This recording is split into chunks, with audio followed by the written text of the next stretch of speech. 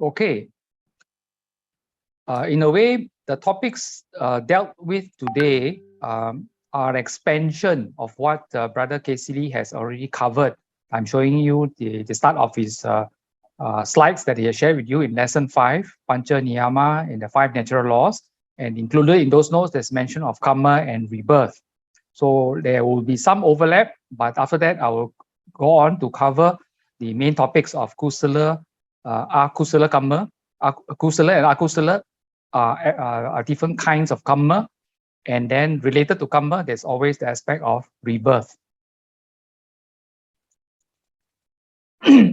So for the earlier section, I will touch on Kusala and Akusala karma. Later portions of this afternoon sharing, I will touch on rebirth. Now, this is to remind all of us that the teaching of the Buddha, not just Gautama the Buddha, but all the previous Buddhas and the Buddhas to come, all of them teach this important summary found in Dhammapada verse 183, which is Sabba Papasa Akaranang Kusalasa Upasampada Sachitta Paryodapanang Etang Buddhana Sasanang. Avoid evil. Notice I underline the word evil, and the Pali is papa. I will go and to the next screen to give you the greater meaning of papa other than just evil. And then do good. Notice I underline good, and in the Pali, kusalasa, and the term kusala comes in again. So you can get an idea. Kusala is involved in the teaching of the Buddhas. Thus, we need to avoid evil, to do good, and then purify our minds. And this is the teaching of the Buddhas. This is the famous Dhammapada verse 183, which summarizes the teachings special to the Buddhas. Now, as we look at various articles, books, or sometimes come across sharing slides, you come across different spellings for this term called kamma. K-A-M-M-A, as spelled in the Romanized version, is Pali. Okay, so here is defined. K-A-M-M-A is Pali language, classical and liturgical language of the Theravada Buddhist canon, a Middle Indo-Aryan language of North Indian origin, and so on. You can go through Britannica and other special sites to look into greater detail as to what Pali is, and so on. But note, I want to emphasize, note the spelling, K-A-M-M-A. In Theravada Buddhism, normally we use Pali terms. Now, the one which is probably very common also, you find in articles, in newspapers, in books, is K-A-R-M-A. That refers to something similar, but is Sanskrit. Okay. Now, Sanskrit is an old Indian Aryan language found in the most ancient documents of the Vedas and so on. So this is often called Vedic Sanskrit and so on. Note the spelling, K-A-R-M-A, and this is Sanskrit. Try not to interchange. If you want to use Pali all the way. You want to use Sanskrit all the way. Don't mix here a bit, sometimes here, sometimes there. It's very confusing to the reader. And so on, if you're making any presentations and so on. Now, here, the background is in blue. Here, I want to emphasize certain issues which many Buddhists get confused. They confuse themselves because they're not aware of this aspect. Now, common ancient Indian terms have different meanings depending on their respective teachers. Now, you must understand that in India, they speak what they call local vernacular language peculiar to their kampong, their state, or so on. And of course, during the Buddha's time, there were many teachers. They were at least well known, excluding Brahmanism, which was the ancient religion founded very much earlier, before the Buddha came onto the scene. Other than Brahmanism, other teachers, there were 6 other teachers, contemporary teachers, excluding the Buddha. And many of them use the language of northern India in those days. And needless to say, terms like karma will come about. So you have 6 contemporary teachers plus the Buddha, 6 plus 1, 7. There will be 7, at least 7 definitions of karma. Karma has no one meaning. The meaning depends on the respective teachers. Each teacher want to give their own spin onto the meaning. This is not including the karma that is taught in Brahmanism. So if there are 6 contemporary teachers plus Buddha is already plus 1, 6 plus 1, 7, plus Brahmanism, there will be 8. So there will be easily 8 definitions of karma. So do not, when the person comes up to you in Malaysia, maybe a Hindu, when he talks to you about karma, be mindful that that person is talking with respect to Hindu definition of karma. Buddhist karma is different, okay? Do not assume one word means always the same meaning. Here, karma, bracket SKT in Sanskrit. Here, I just extracted. The idea of karma first appears in the oldest Hindu or Brahmanical text of the Rig Veda. Many scholars make take it easy upon themselves by simply referring to the ancient Rig Veda text as Hindu text. Technically, it is not Hindu text, it is Brahmanical text. Brahmanical text and Hindu text are different. So very often Hindu texts also refer to the same Brahmanical text, but Hinduism and Brahmanism, there are differences amongst them. So Brahmanism is not equal to Hinduism, but many scholars, because there's so many similarities, that many scholars bypass the word Brahmanism and just simply use the word Hindu because Hinduism is prevalent today. Brahmanism is no more. This you can read for yourself, but I highlight that in Hinduism, the theory of karma is more dominant in the Vedanta school. So even Hinduism has different sets or different schools among in them, and so on. I will not go through. Here, I like to just highlight that in Hinduism, the definition of karma is the Hindu karma. And during the Buddha's time, you have Brahmanical karma and Sanjaya karma and so many other teachers. Now, Jainism is one of the 6 contemporary teachings or religion prevalent during the Buddha's time, which has survived till today. Out of the 6 contemporary, 6 plus 1, 7 teachers those days, only 2 survive till today. One is Jainism, the other one is Buddhism. Okay, so karma in Jainism has a different definition. And of course, in Buddhism, we have the aspect of kamma in Pali or karma in Sanskrit.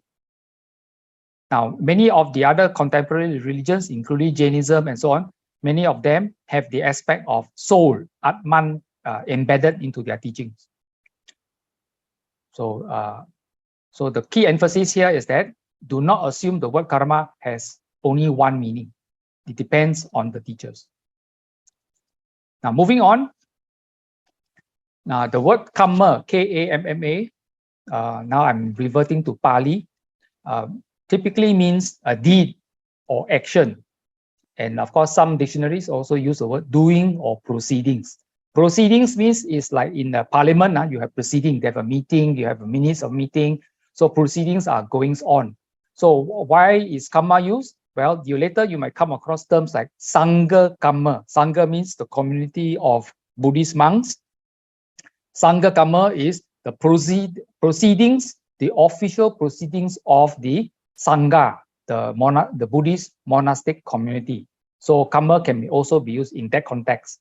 But as far as today's lecture, kamma and rebirth, typically we refer to kamma, the meaning as deeds or actions. And you'll come across the word kusala already. Kusala means good, right, expert, or skillful and wholesome. Those are some of the synonyms. I underline and made yellow the ones which are more commonly used. Now, akusala, also part of today's topic. Akusala, as many of you would know by today, you put an A in front of, say, kusala, it means the opposite of kusala. So akusala is unwholesome, unskillful. also sometimes called demeritorious, and some people say bad actions. Now, the bottom two are very, very important. The bottommost last one, papa, you already come across. It means evil, bad, or wicked. These are wicked actions and so on. Now, punya is another term which some of you may or may not have come across. Punya means merit, or sometimes also called meritorious. Punya karma, meritorious action, actions that generate merits. Now, in this, what do you call it? In today's sharing, I like to make a distinction between meritorious action as signified by the word punya. Punya means doing something good to earn, what do you call it? Some colloquially we will call, oh, we make good karma, we make merits, so that next time the results that come back to us will be very pleasant to us. That is called punya, meritorious action. But kusala has a slightly different meaning.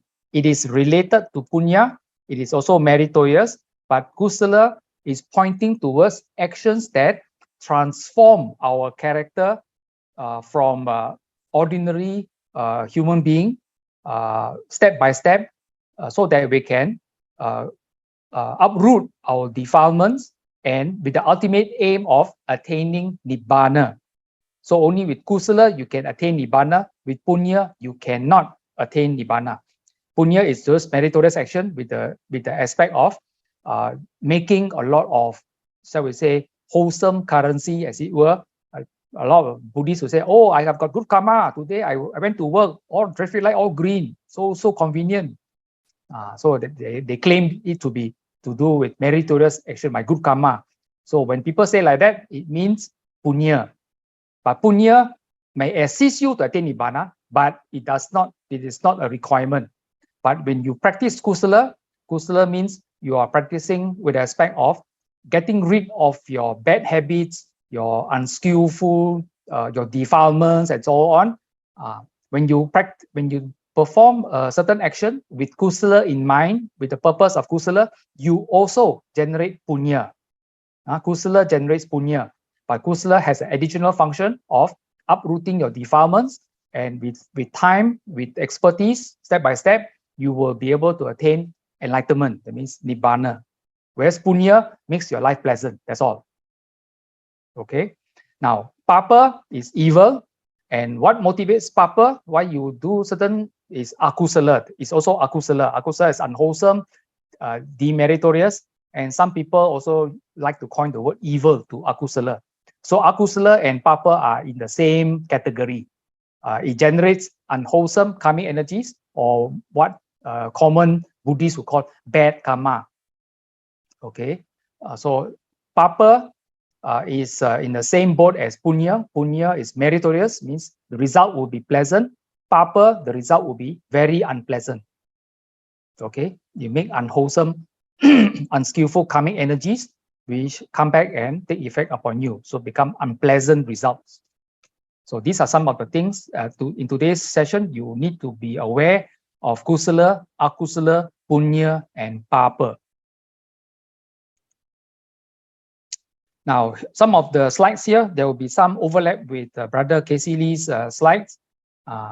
Some may not, but like to go through, but they were talking about those same things. So what is the cause of karma? Here, ignorance, or avijja, that's the Pali word, or not knowing things as they truly are, is the chief cause of karma. Dependent on ignorance arises activities. This is the English translation of the Paticca Samuppada, avijja paccaya sankhara. This is stated by the Buddha in the Paticca Samuppada, dependent co-origination. Here is the full list. Avijja paccaya sankhara, ignorance causes arising of conditions or karma. Sankhara paccaya vijnana, what they call conditions or karmic, previous karmic activities. Conditions the rising of consciousness. Vijnana is consciousness. Vijnana paccaya nama rupang, consciousness gives rise to name and form, or mind and body. Nama rupa, pacaya, paso, mind and body gives rise to contact. We have the sense organs and so on. And so on. Then it goes down the list. Okay, these are part of the suttas found in the Nidana Samyutta.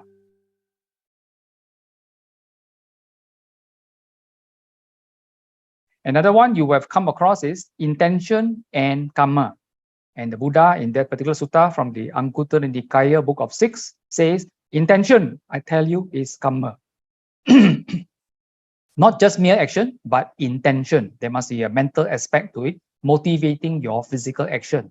Physical action in terms of bodily action or speech. There must be an intention. Now, intending, one does an action or one does karma by way of body, speech, or mind. Now, this particular aspect, understanding here is very, very important because a lot of people forgot about this aspect and say, oh, with respect to the 5 precepts, especially the first precept, Panatipatthana, Veramani, Sikkhapadang, Samadhiyami, I undertake the training precept to abstain from killing living beings. So some people say, oh, if I walk from my house to the bus stop, I walk across, I step on some ants. I didn't know there were ants there, but they died. So I got back karma, isn't it? So when this kind of questions indicate the non-understanding of the questioner. If you take this particular aspect into account, this particular teaching in this sutta, intention is karma, then you will know that there was no intention. Even you step on some ants walking from your house to the bus stop, some ants died, there was no intention because first of all, you didn't know it was there. Even if you know it was there, you didn't intentionally want to kill them. So there was no intention. So there was no karma generated. So once you understand this aspect of the sutta, you can answer your own question with respect to the earlier wrong understanding question. Now, the title, Kusala and Akusala Kamma. So now, the next few slides, I will talk about Akusala Kamma. I will make reference to a sutta that explains the, there are many suttas. This particular sutta explains the Akusala Kamma very nicely. So often you call this the Dasa Akusala Kamma. Dasa means 10. Akusala means unwholesome. Kamma means action. So 10 unwholesome or unskillful actions.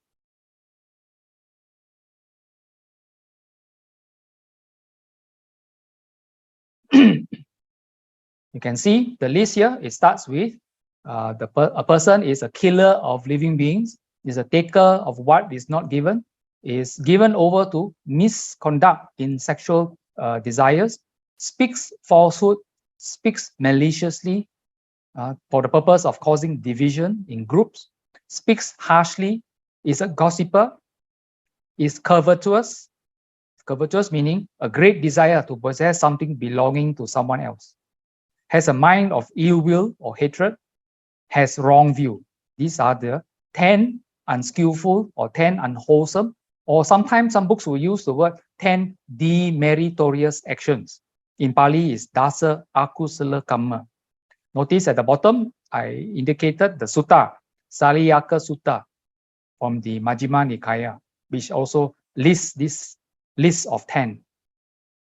But into this afternoon sharing, I will not go through all the sutta explains. I will highlight most of the key features, but I will encourage you in your free time after your exam, maybe to read the Saliyaka Sutta front to back. That means the whole sutta. You will get some more things from it, more lessons. Later, after the sharing, I will be sharing the PDF of my sharing slides. My sharing slides do not, there's not enough time for me to share all that I want to share. I have some appendixes, that means additional slides at the back, which will be present only in the PDF version. And for your reading pleasure, for your greater understanding. Now, since today we are also talking about rebirth, Kusala, Akusala Kamma, and rebirth, not everybody subscribes or believe the idea of rebirth or reincarnation. So included in the appendix are some pointers at some what they call research or incidents of people being able to recall their past lives and so on, to indicate that something to do with their previous past is around us. The evidence is available. Why is it from the Western point of view? They do not know, but the evidence exists that point towards the existence such a phenomenon called rebirth, reincarnation, and so on. Okay, there will be additional things in the slides I share with you later. Now, another question is, since we are talking about demeritorious, unwholesome, unskillful, how does one define not just the action but the motivation behind it? Because the earlier sutta says intention is karma. So how do you know that this intention is unwholesome or unskillful, and which one is wholesome? So this sutta called the Mula Sutta, origins. Mula means origins. From the Anguttara Nikaya book of trees. Here it talks about greed. The Pali word is lobha. Greed itself is unskillful, akusala. So greed, lobha, is akusala. So whatever a greedy person fabricates by means of body, speech, or mind, that too is unskillful. Whatever suffering a greedy person, his mind overcome with greed, his mind consumed, wrongly inflicts on another person through beating or imprisonment or confiscation or placing blame or banishment, with the thought, I have power, I want power, that too is unskillful. Thus, it is that many evil or papa, unskillful qualities or events born of greed, caused by greed, originated through greed, conditioned by greed, come into play. You notice this is only except from the sutta, and there's ... which means do read the sutta in full. But this is the essential message from this sutta with regard to lobha is akusala. Then aversion. Aversion meaning intense or definite dislike, antipathy or repugnance. And the Pali is dosa. So dosa itself is akusala.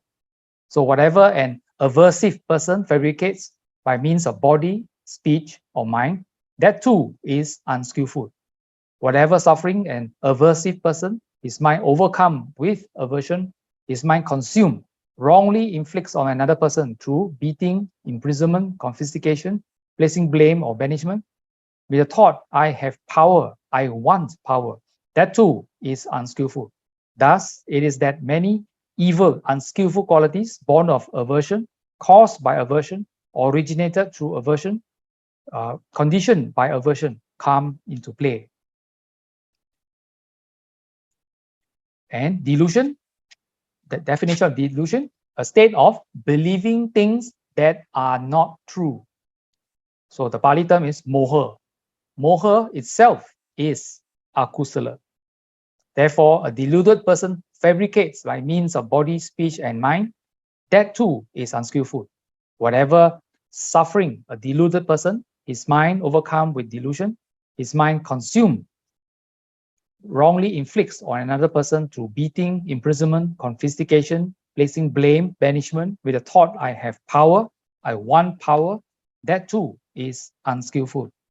Thus, it is that many evil, unskillful qualities are born of delusion, caused by delusion, originated through delusion, conditioned by delusion, come into play. So these are the three qualities of greed, hatred, and delusion, or greed, aversion, and delusion, that if it's present in your thinking, in your thoughts, however, little bit, middling, or a lot, these are the roots that give rise to unskillful actions. Now, the Mula Sutta continues. A person like this, his mind overcome with evil, unskillful qualities, born of greed, born of aversion, of delusion, dwells in suffering right in the here and now, feeling threatened, turbulent, feverish, and at the breakup of the body, after death, can expect a bad destination.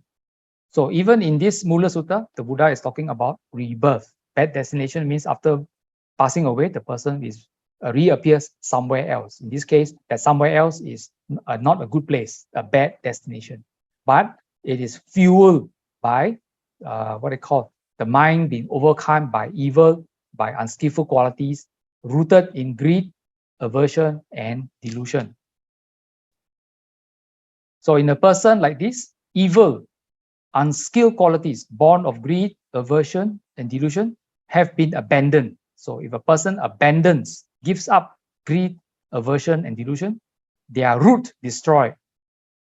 Root destroyed, it means the person has no such qualities arising in the person's mind, made like a palmyra stump, deprived of the conditions of development, not destined for future arising. He dwells in ease, right in the here and now, feeling unthreatened, placid, unfeverish, and is bound right in the here and now. Now, here is one thing is very important. The earlier portion in yellow and underlined have been abandoned, not just abandoned, their root destroyed. If a person destroys this kind of evil roots, the person has uprooted and what they call, the person becomes not destined for future arising. That means that person will not even be born born again. The person has attained arahathood, enlightenment. So one of the aspects about enlightenment is that you need to give up, to abandon these three evil roots of greed, aversion, and delusion. Here is the sutta which I mentioned. It talks about the Dasa Akusala Kamma. Now the sutta starts with, thus have I heard, Evam me sutang. On one occasion, the Buddha was wandering in the Kosalan country with a large company of Sangha of bhikkhus, and eventually arrived at the Kosalan Brahma village called Sala.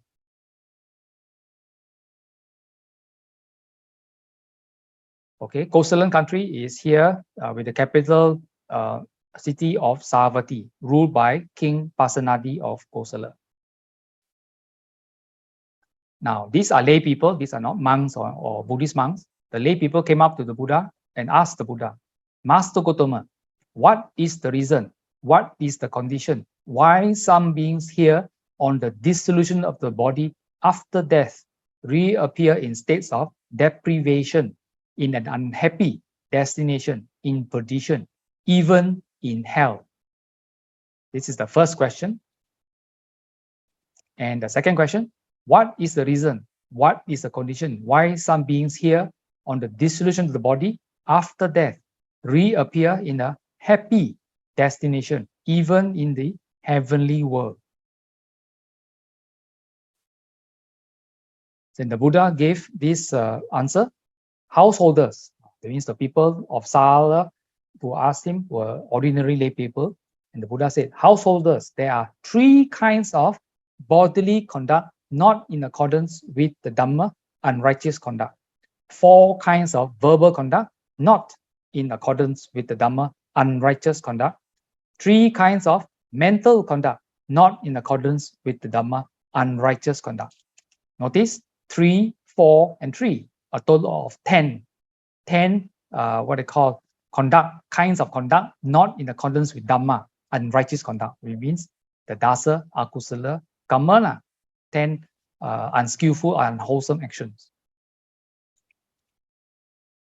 And how are there three kinds of bodily conduct not in accordance with the Dhamma, unrighteous conduct? Here are some. The Buddha says, is a killer of living beings, is murderous, bloody-handed, given to blows, violence, and merciless to all living beings. That's the first one. Second one is a taker of what is not given. He takes as a thief another's chattels and property in the village or in the forest.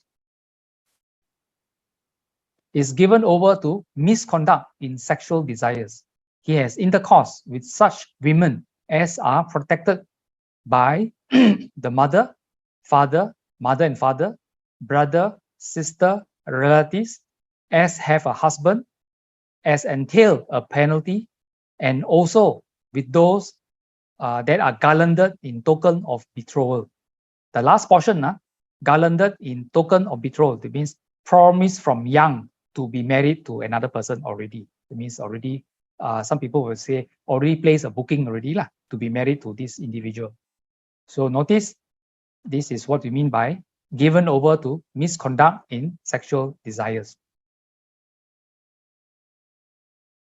And moving over, and how are there 4 kinds of verbal conduct not in accordance with Dhamma, unrighteous conduct? Here some speaks falsehood, a person who lies. So when summoned to a court or to a royal family's presence and questioned as a witness, thus tell what you know. Then not knowing, he says, I know. Or knowing, he says, I do not know. Not seeing, he says, I see. Or seeing, he says, I do not see. In full awareness, he speaks falsehood for his own ends or for another's end. So this is falsehood or lying. And the picture at the bottom clearly gives a favorite story on this. Speaks maliciously. He is a repeater elsewhere of what is heard here for the purpose of causing division from these. And he is thus a divider of the united, a creator of divisions who enjoys discord. He is a speaker of words that create discord. Speaks harshly. He utters such words as are rough, hard, hurtful to others, censorious of others, bordering on anger, unconducive to concentration. Is a gossiper. So as one who tells that which is unseasonable, that which is not fact, that which is not good, that which is not the Dhamma, ... and not worth recording, which is and unconnected with good.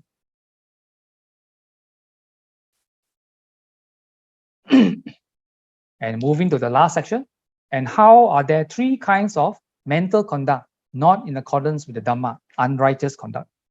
Here, some is covetous. He is a coveter of another's chattels and property. Thus, oh, that what is another's were mine. Has a mind of ill will, with the intention of a mind affected by hate. Thus, may these beings be slain and slaughtered. May they be cut off, perish, and be annihilated. Has wrong view, distorted vision. Thus, there is nothing given, nothing offered, nothing sacrificed, no fruit and ripening of good and bad karmas. So, no this world, no another world, no mother, no father, no spontaneously born beings, no good, no virtuous monks, Brahmans that have themselves realized by direct knowledge and declare this world and the other world. So, householders, it is by reason of conduct not in accordance with Dhamma, unrighteous conduct, that some beings here on the dissolution of the body after death reappear in states of deprivation, in an unhappy destination, in perdition, even in hell.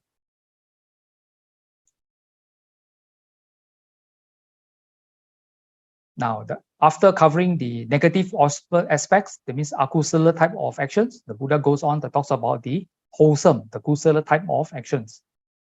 Householders, there are 3 kinds of bodily conduct in accordance with the Dhamma, righteous conduct. 4 kinds of verbal conduct in accordance with the Dhamma, righteous conduct. 3 kinds of mental conduct in accordance with the Dhamma, righteous conduct. So moving quickly forward through the sutta.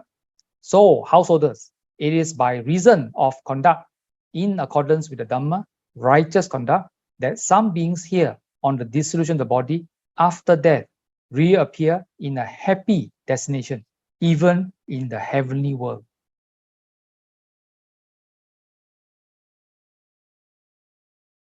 Now, towards the ending of the sutta, there's something interesting you should go through and read it for yourself. Now, if a householder who observes conduct in accordance with the Dhamma, righteous conduct, should wish, that means there's some kind of wish or aspiration from the person who has been doing, behaving righteously.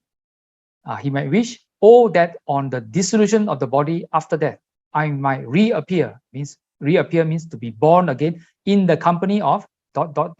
and ... so many. So the next portion of this sutta goes through different planes of existence, many of them human, but going higher towards the heavenly worlds, including the Chatu Maharajika, the 4 guardian kings, and higher still. And for each iteration, when the Buddha says that if a person should wish, the person who has done righteous behavior, and he should wish such be born here, and the Buddha replies, it is possible that on the dissolution of the body, after that, he may do so. So there's possibility of the person having his wish fulfilled to be born in that plane of existence in the company of those groups. But towards the end, ultimately, this ending portion is very important. It shows the effect of wholesome actions. That means wholesome karmic energies that you made already might support you on your journey to attain Nibbana. So karma is not needed, it supports, it opens the gates, makes things easy for you, and so on. So here the bottom portion says, oh, that by realization myself with direct knowledge, I may hear and now enter upon and abide in the deliverance of the heart and the deliverance by wisdom that are taint-free. Taint-free means the way, no defilements. Taint-free with exhaustion of the taints. It is possible. And the Buddha ends, why is that? Because he observes conduct in accordance with the Dhamma, righteous conduct.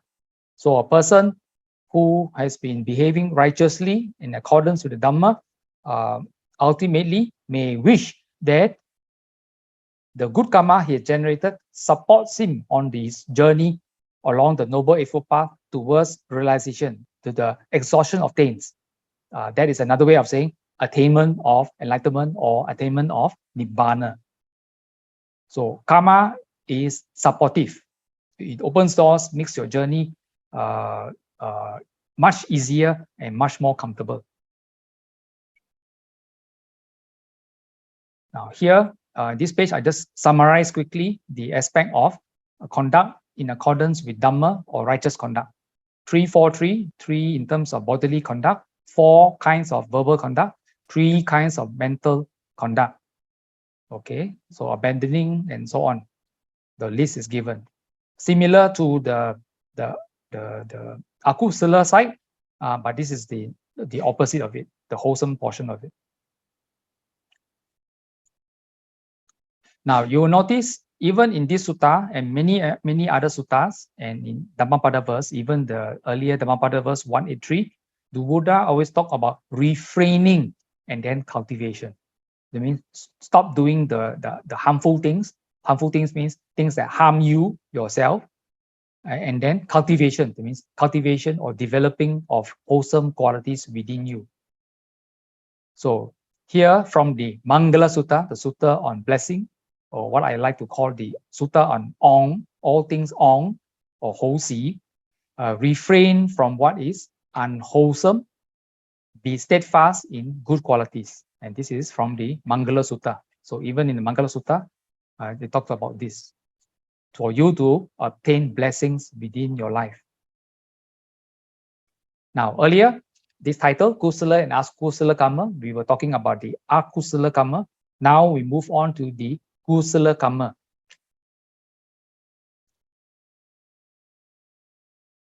Now the Pali is called the Dasa Kusala Kamma, 10 meritorious or wholesome actions.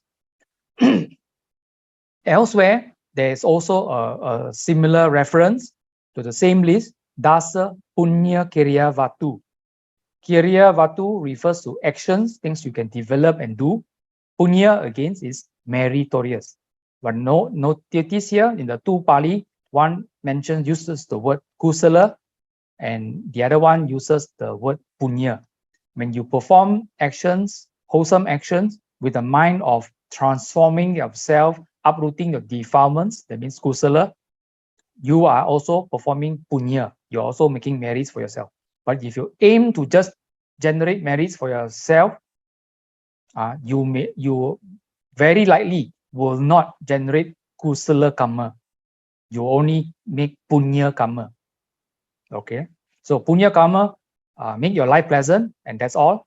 Kusala karma also makes punya karma, makes your life pleasant, plus also helps you to walk the noble eightfold path towards nibbana ultimately. So dasa kusala karma, 10 skillful, unwholesome, or meritorious actions or deeds. This is the list. Now notice the first three. Let me go to the whole list first. The first one being dana, second sila, then bhavana, apachayana, vayavacha, patidana, pata anumodana, dhamma savana, dhamma desana, and ditinju. Diti meaning views. Now the first three, 1, 2, 3, dana, sila, and bhavana, are mentioned in a number of suttas. Number 4, 5, 6, 7, 8, 9, and 10 are not, this whole list of 10 are not found as a list of 10 in the suttas. No one sutta contains this all 10. At least I haven't found. And a few other scholars haven't found it also. But number 4 to number 10 are found in various places in the different suttas and qualities. And these came from the added on to the first three by the commentaries. The commentaries means the learned monks of old that thought that these qualities are important, that add to this first list of 3 to make a total of 10. So 10 meritorious actions is as given here are such. Now, give you one example, grounds for making merit. This was said by the Lord, because there are these 3 grounds for making merit. Here the term is called merit, not wholesome action. Merit, meaning Pali is called punya. What 3 should? Now, interestingly is the Buddha was teaching the monks. So he expects monks to generate merit also. Now, one should train in deeds of merit that yield long-lasting happiness. What are these? Dana, sila, bhavana, giving, virtue or morality, and mental development.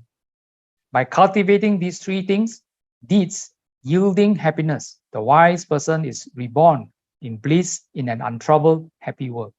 And you notice the sutta's name at the bottom, Punya Kriya Vatu Sutta, in this case from the Iti Vutaka. Of course, the sutta continues because I only provide extracts and the ending with the word happy world ... So the sutta continues. Towards the appendix, I will give you the whole sutta. Now, there's yet another sutta which I'm not showing you in this Zoom presentation, also by the same name, Punya Kriya Vatu Sutta, found in the Anguttara Nikaya, which I give in the appendix for you to read the sutta. Okay. Moving on, these are notes extracted from various scholars and so on that explain what they call, give details about this. Now, in here, let me read. In the Punya Kriya Vatu Sutta from the Anguttara Nikaya, the one I mentioned, the Buddha has described only 3 grounds of making merit, which are the first 3 of the above list of 10 deeds. The 10 deeds means 10 meritorious actions. Dana, Sila, Bhavana. Similarly, in the Sangiti Sutta of the Digha Nikaya, Arahat Sariputta or Venerable Sariputta, one of the 2 chief disciples of the Buddha, has named the 3 grounds of making merit as giving, moral conduct, and mental development. So Venerable Sariputta also taught this in the Sangiti Sutta. Now, the last bottom paragraph is very important. According to the commentaries, as I mentioned, commentaries means learned monks, not told by the Buddha, but learned monks after the Buddha. Commentaries to the Buddhist text, the list of the 10 meritorious deeds can be considered as an expansion of the 3 main grounds of making merit, as described in the above discourses, consisting of 3 groups headed by those 3 main grounds of Dana, Sila, Bhavana. So here they what trying to say is under the giving or Dana group, they expanded it, added more qualities. This page gives you the expansion. Notice if you add up the subdivisions, all up add up to 10 also. So the giving group contains, of course, giving, sharing of merits, rejoicing in others' merits. The moral or Sila group, moral conduct, paying reverence to holy persons and elders, service to others. Meditation or Bhavana group on meditation, listening to the doctrine, teaching the doctrine, straightening out one's views. Okay, I stop here because I want you to go to this link, or if the link doesn't work, I mean the URL shown on the bottom right doesn't work, do a search on the title, 10 Meritorious Deeds, Dasa Punya Kriya in Theravada Buddhism by Dr. Ari Obeyasekara. Okay, it's a very much longer, giving details of each and every one of the 10 meritorious deeds. Now I move on to another source, the link, the URL given at the bottom, www.suttas.com, which explain each and every one of the 10 meritorious deeds, at least according to this venerable who compiled this information. So giving in terms of charity includes gift of food to the hungry, medicine to the sick, monetary aid to the poor, blood or organ donation to the sick, and education to those who are uneducated. Lay people can provide monks with the 4 requisites of food, medicine, shelter, and robes. It is the intention that really counts as action. So again here, emphasis on intention. Any action, karma is intention. So intention is very important. So it is the intention that really counts as action, not the mere outward deed. Here, the good intention that arises in the giver on 3 occasions of producing the gift prior to giving, producing the gift in the sense of maybe you might be cooking something, you might be going out to buy provisions to plan, to cook a meal to offer as dana, giving the gift, recollecting with a pleased heart the gift that has been given is the way of making merit in giving.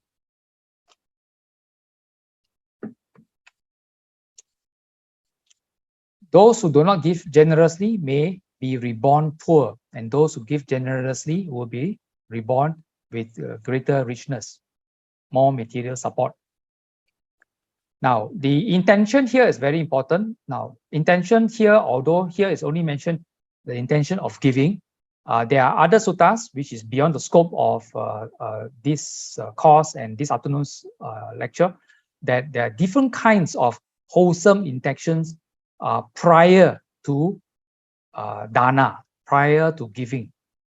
Okay, some of these you may have come across in various suttas or in public talks that I've shared here and there. Now, moving on, sila, moral conduct or virtue. Moral conduct is the foundation of the whole practice of the Noble Eightfold Path and is one of the threefold training, namely sila, samadhi, and panya, morality, concentration, and wisdom. We should observe our 5 precepts. Okay, we should know that. And then moving on, when hiri, or hiri is a Pali term for shame, or otapa, fear of wrongdoing, exists or arises, moral conduct arises and persists. When they do not exist, there will not be any moral conduct and there will be social decline. Now, without morality, one's progress in spiritual sphere will definitely be limited. Having good moral conduct will improve future life and a prerequisite to escaping the samsaric existence.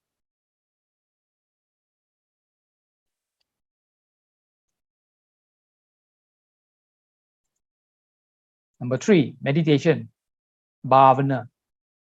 Now, it is one of the richest fields of making merit. There are two types of meditations, namely tranquility or samatha, sometimes called concentration or samadhi, and insight, vipassana, or that is wisdom. One meditates to calm the mental defilements and develop the mind to gain real wisdom, from which realization of nibbana is possible.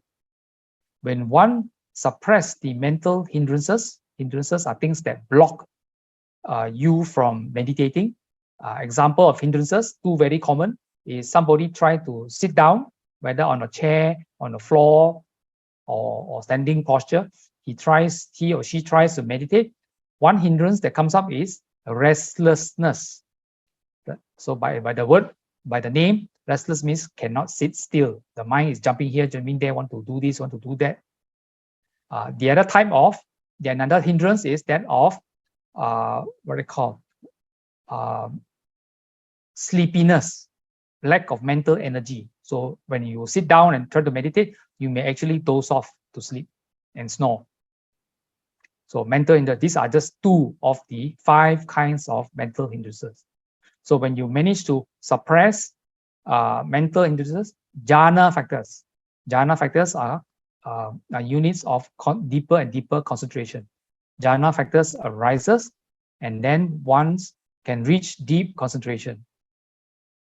The Buddha once said, "He who is mentally concentrated sees things according to reality."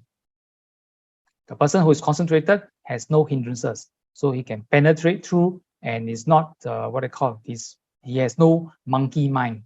He can see things accordingly, and so on. So there are many benefits of having a concentrated mind. Now, coming back to the top line, it is one of the richest fields of making merit. Now, this is a side note. Many Buddhists are very, very enthusiastic in giving dana. Like when the monastic comes to your center, or you want to queue up and cook your best dish and offer, or sometimes it's a long queue and so on. A lot of people do that, thinking that this is the best way of making merit. Unfortunately, the Buddha has given other lectures, the Velama Sutta, Velama Sutta, that where the Buddha actually grades, place in order of ascending. That means from the wholesome actions which generate merits, but not as much as the one above it, and so on and so on. So in this ladder of increasing amount of merit generatable, dana, even to the person who has attained the first stage of sainthood, Sotapanna, is already very good. But a person who has attained the second stage of sainthood, if you offer food to this person, is even the merit generated, the punya generated is even greater. And he moves up the ladder until you give dana to one Sama Sambuddha. That's also already very great. But if you to offer dana, what we call the Sangika dana, what is the Mahasangika dana? The great dana to the community. It is not just monks, all the enlightened monks together with the Sama Sambuddha at its head. That kind of dana is more than dana, than the merit generated is more than the merits given, even if you offer to one Sama Sambuddha. And it goes higher, taking refuge, the 3 refuge, Buddha, Dhamma, and Sangha, has even more merits than offering dana to the Buddha and the Sangha members. And if you earnestly try to practice the precepts, the 5 precepts, that earns you even more meritorious actions, meritorious energies. And further up, if you go into meditation on loving kindness, example, or compassion and so on, the Brahma Viharas, earns you even more merits than even observing the 5 precepts. So it goes higher and higher.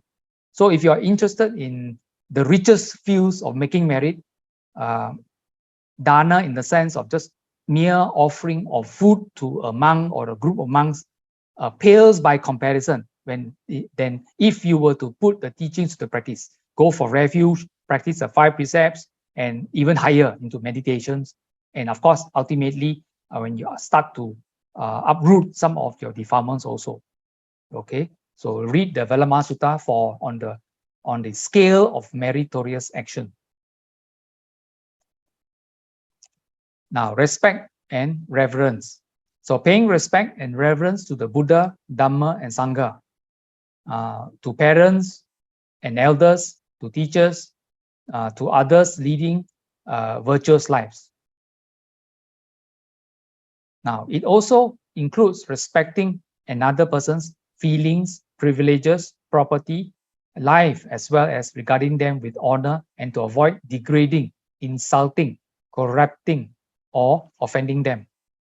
The reverent and respectful man develops his mind and accumulates merit by cutting down the defilement of pride, ego, and replaces it with wise conduct and modesty. So respect has one of the function of making your ego smaller and smaller, making your modesty grow bigger and bigger, so that you have more respect for others, you have less I and less pride and so on. That causes a lot of problems. Number 5, rendering service in helping others, or voluntarism. Doing voluntary work to serve the needs of fellow beings with compassion can gain merits, because there is compassion. What is motivating you to help? There's loving kindness, there's metta, there's also karuna. So for example, voluntary in animal shelters, contributing food to the needy, visiting old folks in nursing homes, and helping with cleaning the temple, and many others. Okay, not to mention to support your Buddhist center also. The Buddhist center needs cleaning, needs supporting, and so on. Number 6, dedication of merits. Now, dedication and sharing of merits is a way to make merit. May this merit be for so and so, or may it be for all beings. Now, there is no decrease in the merit of the person who shares his merit, but on the contrary, there is an increase only. Dedication of merits to the dead and devas also falls into this category, and wishing them to be well and happy. The Buddha declares that one of the duties of children toward their dead parents is to dedicate merits to them. This is mentioned in the Sigalo Vada Sutta. Now, rejoicing in others' merit. Pati Anumodana. A meritorious deed is to rejoice with the words good, well done. And in English, it's called sadhu. Now, when others share merits with us and when they perform a meritorious act. Now, notice, I like to have a few comments about the word sadhu and when and where I find people using them. Now, sometimes some people, when they share in social media that their relative of their loved one, their spouse or mother and father has somehow passed away, I find you may observe, you yourself, I have also observed this in social media, especially in WhatsApp. You find that many people either write the word sadhu or have the symbol anjali, put the two palms together, which is a Buddhist way of saying sadhu. So many people put sadhu when some other people announce the passing away of their loved ones. But I feel that a lot of these people may not understand the meaning of the folded palms, which is normally called sadhu, because the folded palms means well done, good. So when somebody passes away, you say well done. So go figure why they use this kind of terms. So this is because of ignorance. So it is better to write, my heartfelt, deepest condolences, write the full thing lah. Don't just put sadhu, sadhu, sadhu. Good, good, good, when people announce the passing away of their loved ones. Quite inappropriate, I think. So continuing, this falls under one of the 4 Brahma Vihara, which is mudita. Rejoicing in another person's wholesome action is a quality called mudita. You're not jealous at another person, but you're happy. You want to rejoice, come together and say, wow, well done, the person had done something wholesome. Number 8, teaching the Dhamma, Dhamma Desana. The Buddha said the highest gift of all is the gift of the Dhamma. In other words, if one can open the eye of Dhamma in another by expounding, teaching, or explaining it to him, that is the highest gift of all. The Buddha said that if one were to attend to one's parents by carrying them all his life on his shoulders, he would still not be able to repay the debts he owes them. The only way is to teach and establish them in the Dhamma. Hence, even before Venerable Sariputta's passing away, he returned home and taught his mother and helped her to attain Nibbana. Thus, the gift of Dhamma means to teach and explain the Dhamma to others, to deviate them from the wrong path and lead them to the right path, to introduce what is moral, to organize Dhamma discussions, to write and print Dhamma books. Okay. Now notice here, the best way to help our elder relatives towards the middle paragraph and the bottom paragraph is already clearly stated here, that for us to help our elders who may be nearer death's door, it is to teach them so that they can have better understanding, to have right understanding, so that they can conduct themselves and walk the right path, walk the Dhamma path. They can do things for themselves. This is more beneficial than if the person passes away, then you try to dedicate marriage to them. That is useful, but not as effective as when they were alive, you taught them to walk the right Dhamma path. Number 9, listening to the Dhamma, Dhamma Savana. When one listens to the Dhamma, one should wish for his and the welfare of others, thinking, thus there will be much fruit for me. This good intention is the way of making merit when listening to the Dhamma. Listening to the Dhamma can be in the form of attending Buddhist courses, going to Buddhist forums, attending talks by the Sangha, and listening to other Dhamma teachers. Now, while we want to listen to Dhamma, we must also exercise other precautions taught by the Buddha. And the most obvious basic thing we want to be careful is to take note of the Buddha's advice in the Kalama Sutta. Okay, so you can read the Kalama Sutta as to what to take heed and what to throw away. Because when you listen to talks given by people, we have to evaluate. And the Buddha also encourages his disciples during the Buddha's time to evaluate what the Buddha says. Do not believe the Buddha. The Buddha wants you to evaluate to find out whether it's true. And the first simple way is to use Kalama Sutta. There are other suttas which goes deeper to evaluate in the deeper fashion. But many people do not even bother to use Kalama Sutta to evaluate a certain talk, Dhamma talk by a Sangha member or supposedly Dhamma teacher. Sometimes Dhamma teachers can also talk nonsense. So use Kalama Sutta to weed out, to check. Please check the Nikayas whether what the person say is according to what the Buddha actually taught or not. If not sure, angkat tangan, raise your hand, ask questions. And number 10, the last of the 10 meritorious deeds or actions, correcting one's views. Ditinju kamma. Diti means view. Now, the intention to correct one's view is the way of making merit in right view. The first one on the Noble Eightfold Path. The Buddha said, no other things than right view do I know, whereby good actions that have not yet arisen will arise, and good actions already arisen are brought to growth and fullness. To develop right view and understanding of the Four Noble Truths and avoid incorrect views. There is an aspect of mundane right view and supra-mundane right view. Mundane right view, understand that it is good to give alms, offerings, that both good and evil actions will bear fruit and will be followed by results.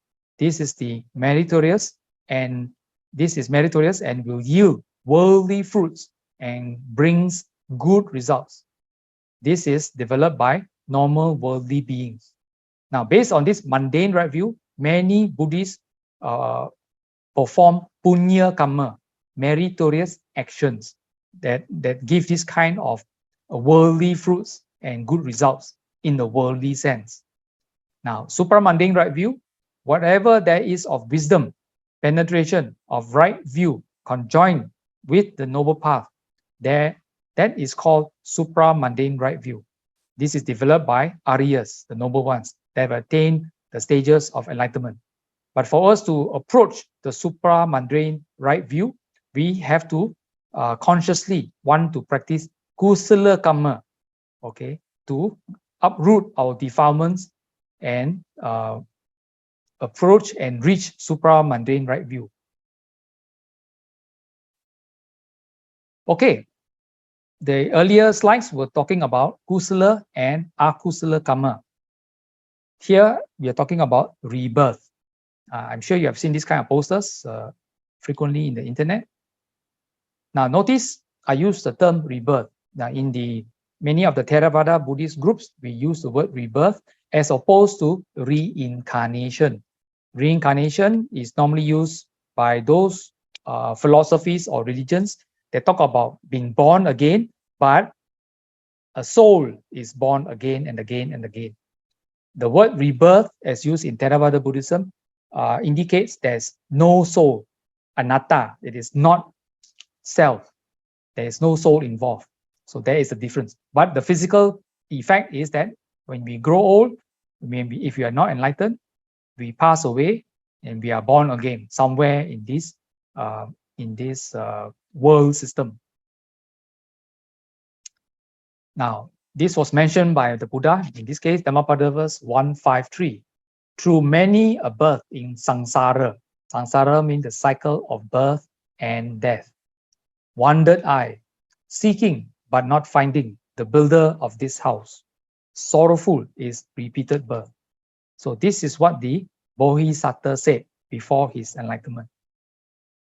So he also was wandering in samsara. Born, die, born, die, born, die, wandering, seeking.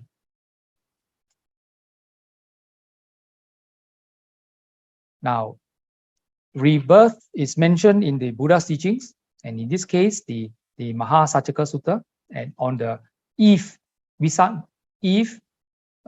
the Bodhisattva started to sat underneath the Bodhi tree and started his meditation to gain enlightenment.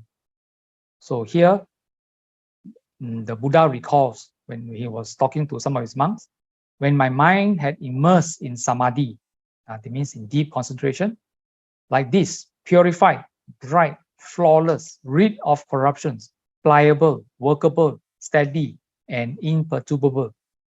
I extended it toward knowledge of recollecting my past lives.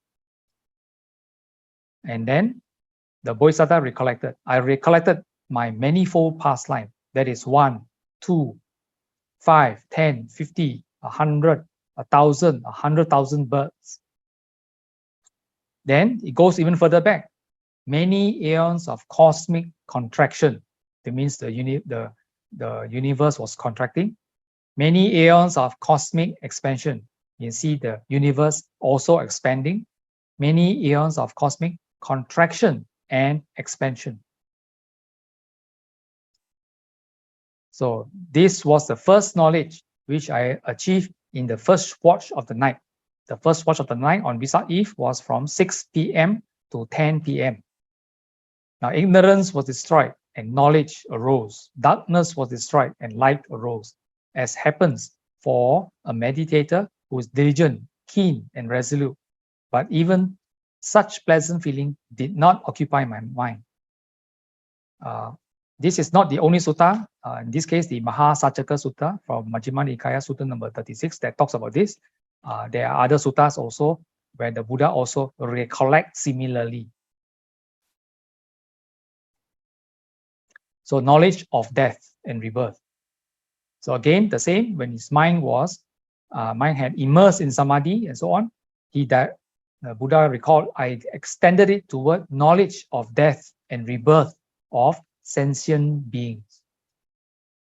I saw sentient beings passing away and being reborn, inferior and superior, beautiful and ugly, in a good place or a bad place. I understood how sentient beings are reborn according to their deeds, to their actions. This is the second knowledge which I achieved in the middle watch of the night. Middle watch is from 10 p.m. on Vesak Eve to 2 a.m. on early Vesak morning. Now, actually, the sutta continues. They describe what he understood regarding sentience being born. The sutta also talks about those who have evil actions, and the mention of inferior, superior, beautiful, ugly, in a good place, in a bad place, talks about the inequalities of beings in samsara, or because of what they have done previously.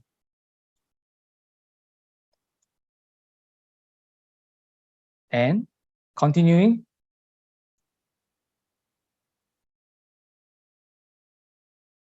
the third watch of the night, the Buddha recalled, I discern that birth is ended, the holy life fulfilled, the task done. There is nothing further for this world. Here, notice the word in blue, in yellow, underlined, birth is ended, which means there is no more rebirth. So Buddhists should not ask a question as to where is the Buddha now? That question, it does not arise, because where is, you can only exist in samsara, the 31 planes of existence. When the Buddha says birth is ended, he is no more born. So the question of where is he born now does not arise. So this is the third knowledge I attained in the third watch of the night. And third watch of the night is on early Vesak morning, 2 a.m. to 6 a.m. Now, when he had attained enlightenment, the Buddha recollected, O house builder, thou art seen, thou shalt build no house again. All thy rafters are broken. Thy rigid pole is shattered. The mind attains the unconditioned. Achieve is the end of craving. The last two lines describe attainment of Nibbana. The mind attains the unconditioned. Achieve is the end of craving. There is no more craving, no more tanha. And this is found in Dhammapada 154. Now, many of these, this page you should have seen already in Brother KC Lee's slides, but I just show it again as a reminder. Kinds of karma, and karma meaning actions, have results. Unskillful actions have give rise to unpleasant results. Skillful actions give rise to pleasant results. Roots of karma, we covered that earlier already in the Mula Sutta. Unskillful actions rooted in greed, aversion or hatred, and delusion. Skillful actions are rooted in non-greed, non-hatred, and the opposite of delusion is wisdom. Now, here at the bottom, I'd like to clarify a common wrong understanding among Buddhists. Wrong views about karmic accounting. Because many of us have gone through accounting courses, so we know how to count. So when you say, I make good karma, I use good karma, and then I make bad karma, so everybody thinks in terms of accounting. So different kinds of karma cannot neutralize each other. All kinds of karma you make, whether wholesome or unwholesome, skillful or unskillful, good or bad, however you want to call them, all kinds of karma, all compete for expression. Expression meaning compete to have results, whether pleasant or unpleasant. So if somebody, many accountants among us will say, oh, if there were 10 skillful karmas I made, minus 10 of my earlier unskillful karmas, give balance of 5 skillful karma. This is wrong understanding of karma. If you have 10 skillful karma and you have 5 unskillful karmas generated earlier, even if you can count karmas, all 15 will have to be felt. There must be expression. There must be a chance for results to happen. Okay.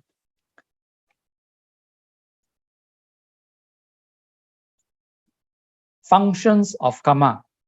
Now, there are regenerative, supportive, counteractive, and destructive karma, karmic priority, weighty karma, habitual karma, death proximate karma, stored up karma, and karmic ripening during the lifetime. They mean like we are alive, karma ripens there now, in the next life, or in later births.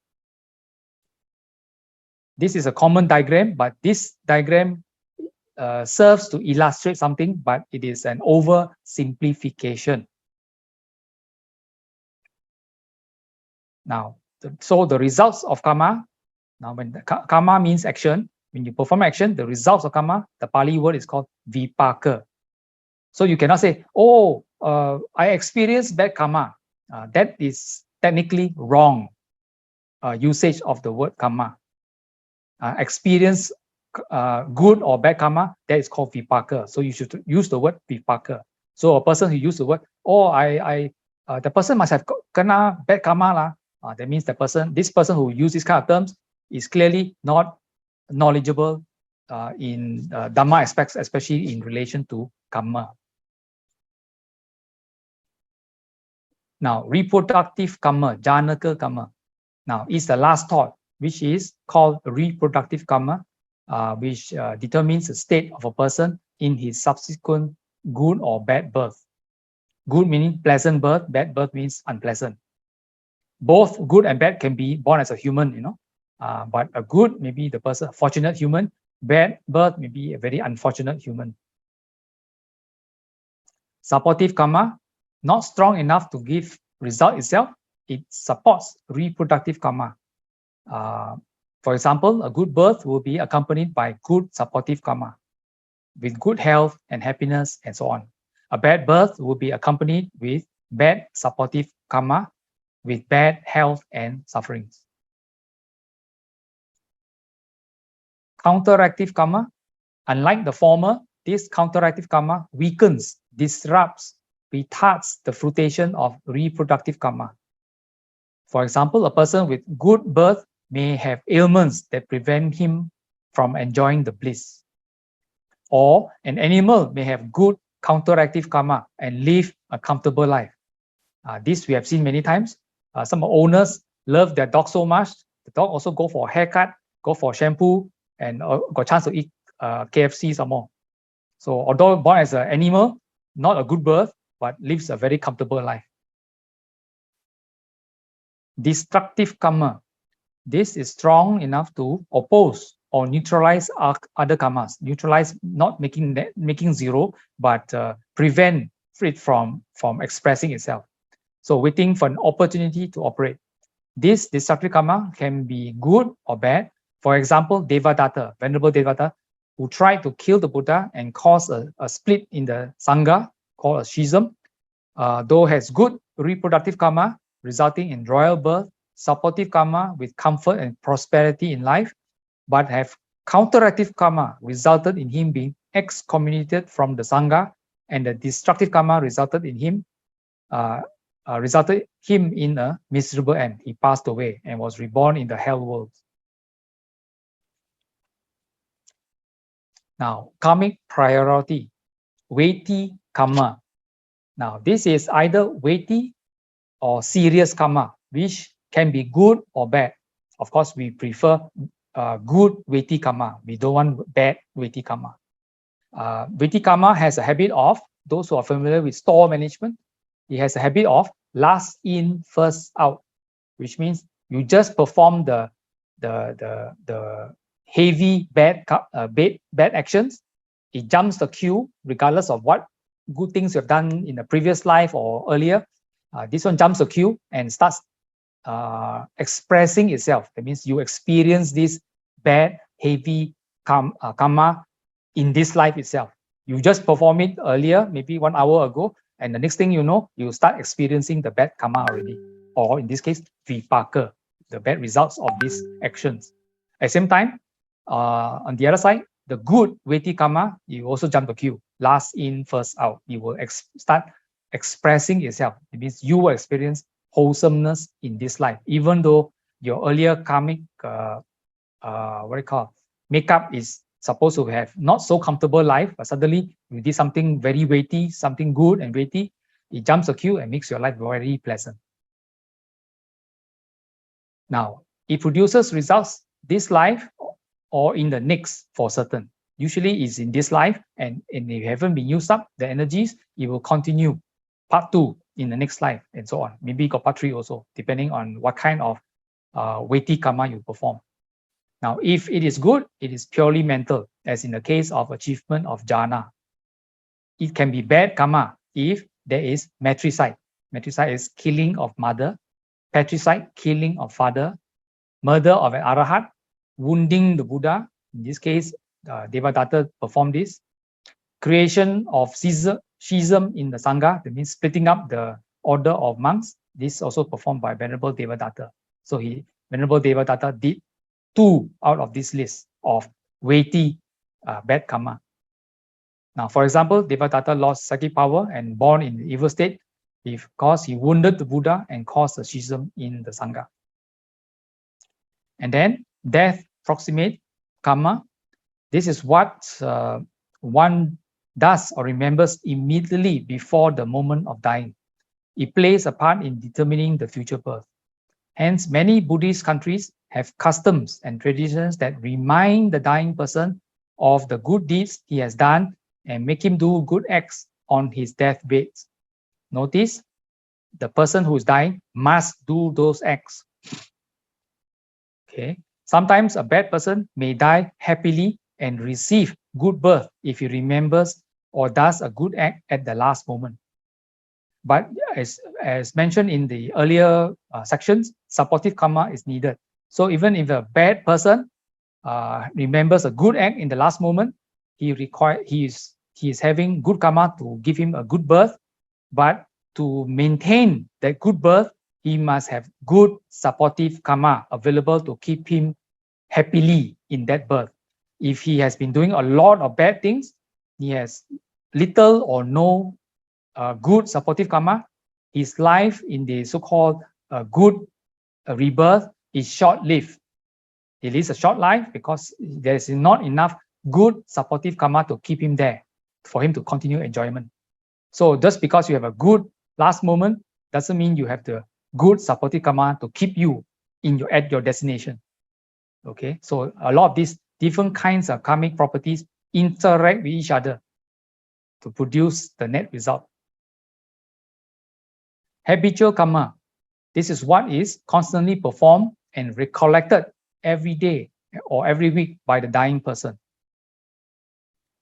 At death moment, unless influenced by other circumstances, one usually recalls to mind one's habitual deeds. For example, an executioner may die yelling because he conducts execution of prisoners sentenced to death for a living. Executioner can also be replaced by the term butcher, to kill animals and all that for a living. So you can hear the animals crying and so on. Now, habitual deeds are very important because Buddhists are recommended to perform pujas. It means salutation to the Buddha, going for refuge, reminding yourself to practice the precepts, to meditate every day, and so on. Those constitute habitual deeds. Your habitual deeds could be when you go out on the walks, you see some birds, you want to feed the birds, you might throw some rice in the garden there for the birds to makan, all that. Some people have that habit. That is your habitual deeds. And you have loving kindness towards the birds and so on. So those are also habitual deeds. And you remember, you feel happy, and those are your last thoughts, then you have your mind will be directed towards a favorable rebirth. But at the same time, just because you have a favorable rebirth, you need to have favorable supportive karma to keep you there. Otherwise, your life there will be very short. Cumulative karma. This literally means because done. All actions not included above and those actions soon forgotten belong to this category. This is the reserve fund of a particular being throughout his life. So in a way, it's called anything else, etc., etc. Kinds of karma you've forgotten, they come to take effect. Now, modes of birth and death. Now, how a person passes away and so on. A person who passes away can be because of exhaustion of the reproductive karmic energy, expiration of the life term, which varies in different planes. Number 3, simultaneous exhaustion of reproductive karmic energy and the expiration of the life term. Number 4, the opposing action of stronger karma unexpectedly obstructing the flow of reproductive karma before the life term expires. Now, this can be wholesome or unwholesome.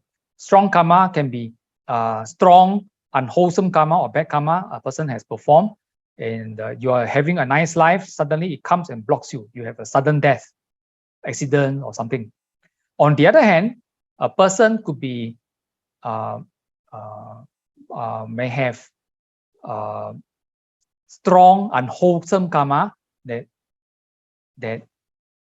what they call points results in the person being born in the lower worlds, in the hell worlds. But because that person in the normal, say a human life, was performing a lot of wholesome deeds, that becomes strong wholesome karmic energy that obstructs the continuing of life in the lower realm. And because of that, the person, and also the person does not have enough supportive karma to keep the person there. So the person born in the lower plane of existence, say in the Peta world, may pass away and reborn as a Deva, bypass human realm and go into Deva because the person is wholesome. So stronger karma can be wholesome or unwholesome. Okay, bring you to various stages. So these 4 are mentioned in the recommended text, the Buddha and the teaching by Venerable Narada Thera. So in the end, karma and rebirth indicates that I am the owner of my actions or deeds. Heir to my deeds. Heir means you inherit your deeds. Deeds are my womb. So your actions now or earlier actions determine where you are born, which plane of existence you are born in, who is your mother, who's your father also, your womb. My relative, who surrounds you, who are your relatives, so your brothers, sisters, your uncles, aunties, whether they are good people, bad people, they don't like you or whatever, you have no say because your actions earlier determine who your relatives are. My refuge meaning your karmic wholesome actions or unwholesome actions opens doors for you to learn Dhamma and give you the opportunity to practice Dhamma and thereby walk the Noble Eightfold Path to attain Nibbana more easily. Or no refuge, which means the doors to hearing the Dhamma, opportunity to hear Dhamma talks, learn, enroll in courses, even to learn about Dhamma, even if you know about Dhamma, to practice Dhamma, to apply for leave, to go for retreat also, the boss doesn't allow, here block, there block. So that means for you to walk the Noble Eightfold Path, there is no refuge because your earlier deeds, actions do not support you getting closer to Nibbana. So in the end, I shall be the heir of whatever deeds or actions I do, whether good or bad. So this is found in this particular sutta. Notice here, there is no mention of somebody dedicating or trying to transfer merits to you. You are responsible. So the most powerful is you take responsibility of your life into your own hands. Your intentions, wholesome intentions are very important. Okay, here we are talking about rebirth. You cannot run from talking about samsara, or the 31 planes of existence or planes of beings. Starting from the bottom, number 1, the nirayas or hell. Number 2, animal world, tirachana. 3, ghosts, or more commonly called hungry ghosts. On the Pali word, it's called peta. Number 4, demons or asuras. And number 5, Number 5, human, manusia loka. We are number 5 from the bottom. So not very high. Huh? So and if somebody were to ask you, do you want to go to heaven? Your Buddhist question should be, which one? Heaven, as far as we are concerned, is called from number 6 to number 11. So which one we can choose? But the 12 are not heavens. Notice all 31 planes of existence are temporary. We go there through our actions and developments or lack of development, and we live a life. In the lower realms, the animal worlds or insect world, the lifespan could be very short. Mosquitoes maybe live for about 2 weeks. After that, they die. They die of old age and so on. If they don't get fogged by the chemicals and all that, they die, they're born again. So their lifespan is very short. Humans, well, there are wide variety of age range. As you go higher, the lifespan gets longer and longer. But whatever it is, you're born, you live a life, and you will die.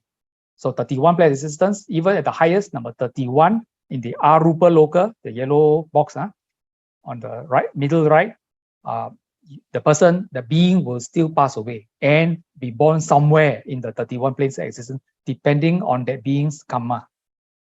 So heaven is number 6 to number 11. Number 6, the 4 great kings. Well, the picture on the top right indicates the 4 great kings according to Chinese culture. These are the 4 great kings. This is one level above human realm. Or some people use the term 4 guardian angels. These are the 4. And number 7, the Tawatimsa. Number 8, Yama. Number 9, Tusita, and so on. Number 12 to number 27 are very special. 12 to 22 alone require that you have meditated, not just simple meditation, but meditated and attained jhana level. Jhana means deep concentration. So first jhana is the lowest of the deep concentration. You go deeper still is second, then even deeper is the third and fourth jhana. So for those who have not meditated, you are not qualified to be reborn in plane of existence number 12 to number 22. Okay, so for majority of beings, those born in heavens will be from number 6 to number 11. So 12 on to number 22 requires deep meditation practice, jhana practice. Number 23 to 27 are known as the pure abodes, although also called devas, but these are actually, the better name is pure abodes. They are reserved for people who attain the 3rd stage of sainthood, anagami. Remember, when you attain enlightenment, the first stage is sotapan, second stage is sakadagami, third stage is anagami. So when you have attained anagami, and to attain anagami, you must have already uprooted 5 out of 10 defilements from your character. And if you have not attained arahatship, by the end of the life, you will be born in any one of existence between 23 to 27, pure abodes, which are reserved for anagamis. And from this plane of existence, the being will continue to practice until uproot another 5, the balance 5 defilements to attain arahathood. When you become an arahat, you are no more reborn in these 31 planes of existence. So Buddhas and arahats do not exist in these 31 planes of existence. These 31 planes of existence are also called samsara, cycle of birth and death, because we have been going up and down this what they call planes of existence since infinity of time. Okay, here are a few slides on how rebirth takes place.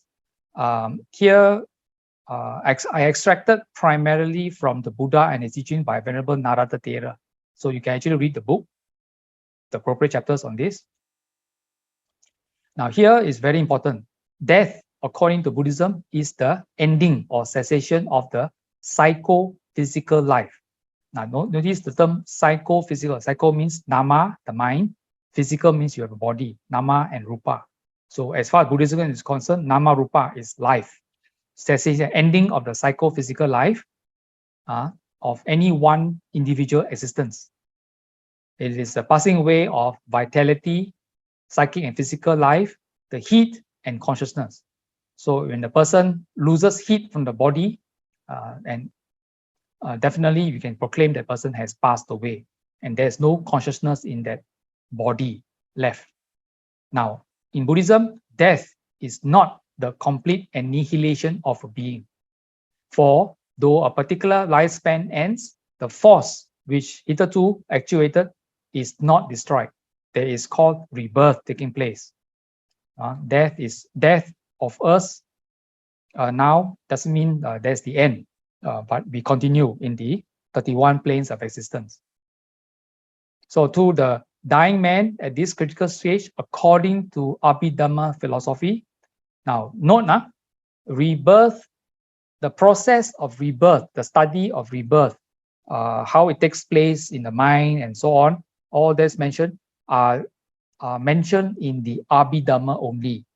In the Sutta Pitaka, normally this is not normally mentioned. So this is the confines of Abhidhamma, summarized here by Venerable Narada Thera. So by karma is here meant some good or bad action done during his lifetime, or immediately before his dying moment. It is a good or bad thought. Karma actually covers more than just during his lifetime, also covers his previous life also. Now, second, if the dying person had committed one of the 5 heinous crimes, Garuka Kamma, remember the weighty karma, such as patricide, killing a father, etc., or developed the jhanas. Jhana is also weighty karma, but very wholesome. He would experience such a karma before his death.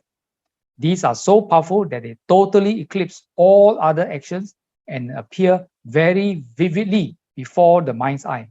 So that means the dying person is able to see with his or her mind's eye, not with the eyes, but with the mind's eye, will be able to visualize the actions the person has done. That means recollecting of past actions, and also be able to feel or know where the person will be reborn. So if he done no such weighty action, he may take for his object of the dying thought process a karma done immediately before death, which may be called the death proximate karma, which we covered earlier. In the absence of the death proximate karma, a habitual good or bad act is presented, such as the healing of the sick in the case of a good physician, or the teaching of the Dhamma in the case of a pious bhikkhu, or stealing in the case of a thief. Failing all these, some casual, trivial, good or bad act, that means etc. type of karma, becomes the object of the dying thought process. Means your earlier actions determine your dying thought process. So do you want to leave it to your etc. actions you did previously, or you want to steer it through habitual or very, very wholesome, weighty karma like attaining deep meditations like jhana? The decision is yours. So karma nimitta means a symbol or visualization, means a mental reproduction of any sight, sound, smell, taste, touch, or idea which was predominant at the time of some important activity, good or bad, such as the vision of knives or dying animals in the case of a butcher, as I mentioned earlier, of patience in the case of a physician, and the object of worship in the case of a devotee. Now here, the last line, object of worship in the case of a devotee. Now some people, when your relative is passing away, about to pass away, at home or in hospital, sometimes you want to invite a venerable to come to the bedside of a dying patient, or you want to, the relatives around want to chant something. But this object of worship only works if that person who is passing away, going to pass away, is a devotee in the first place. So that means the person is familiar with your chanting. So if the person has been to, say, Buddhist Mahavihara, is very pious, goes there regularly and chants the Pali Suttas, and other people at his deathbed go and chant chant the what they call the Mahayana Sutras in Chinese, the person may not understand. So a bit useless. Okay, so you must know the devotee. The devotee chants the Mahayana Sutras. Mahayana Sutras, please repeat, chant the Mahayana Sutras to this person, so that the person, even though it's unconscious, hopefully can hear your chanting and the person understands. So the person can have good thoughts. Now, the other extreme is the person who is passing away may not be a devotee. Why? He doesn't believe in going to temples. He believes in going to Genting Highlands. So if you were to bring the objects of worship like chanting or burn incense, let the person smell incense, which is pointing towards temple and religious type of activities, but the person about to pass away is a gambler who finds that the sight of a monk, a botak monk, is very, very soy. That means the person will have very, very bad thoughts when passing away. So you must know the characteristic mind of the person who is about to pass away and provide supportive reminders to the person so that the person has a good visualization or a reminder so that person has good thoughts to pass away with. Okay, so you do not show a monk to a gambler. And also to make it easy for your relatives, if you are the type of person who chants a lot of Mahayana Sutras, make sure your relatives know. So if you are in that situation, your relatives also even play the tape also of some chanting, then you at least you will appreciate, even though you are somewhat unconscious lah. Okay, about to pass away, and you can benefit from that.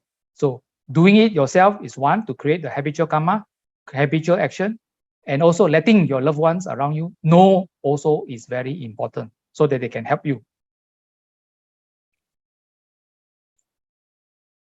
Now, by Gati Nimitta, the symbol of destiny is meant some symbol of a place of future birth. This frequently presents itself to dying persons and stems its gladness or gloom upon their features. So when these indications of the future birth occur, if they are bad, they can at times be remedied. This is done by influencing the thoughts of the dying person, such as preliminary visions of destiny, maybe fire, forests, mountainous regions, a mother's womb, celestial mansions, and the like.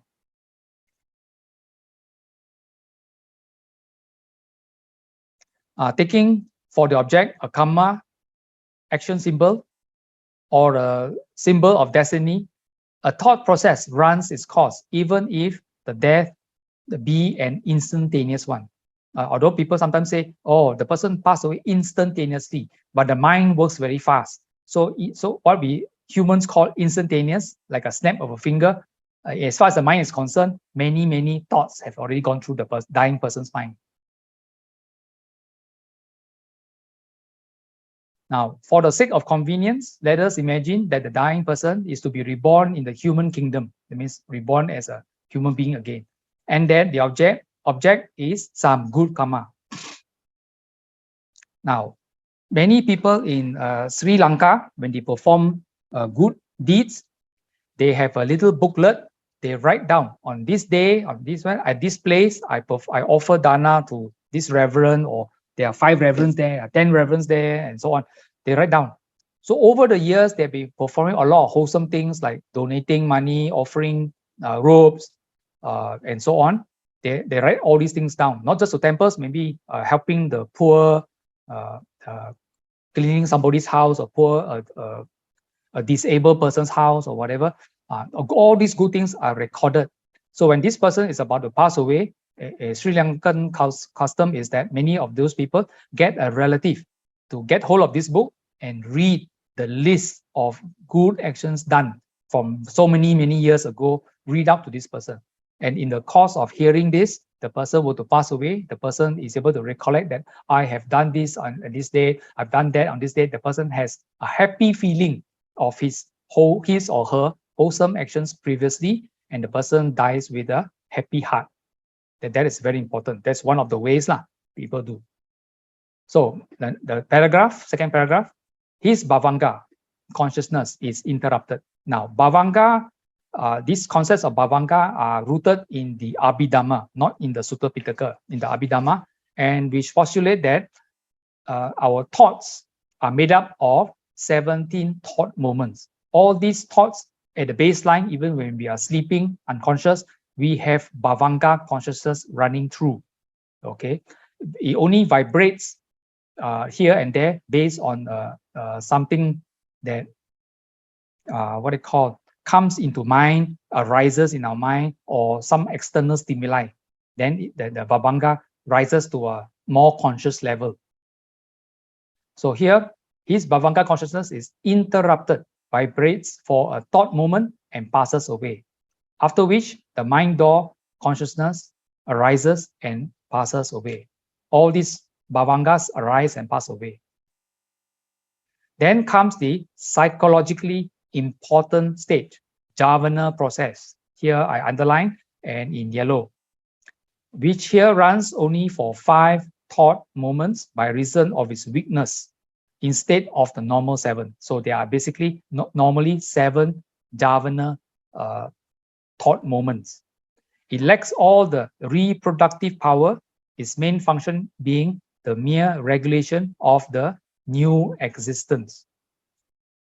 Here, I attempt to draw many circles of different colors. From left to right, all these circles, they are total of 17 thought moments. All these 17, according to Abhidhamma, all these 17 thought moments make one thought in our mind. Now, the light blue circles in the beginning shows the resting and Bhavanga sub-thought moments. Now, the first thing I want to indicate is it is within our thought moments that we generate karmic energies. So within our one thought, there are 17 thought moments.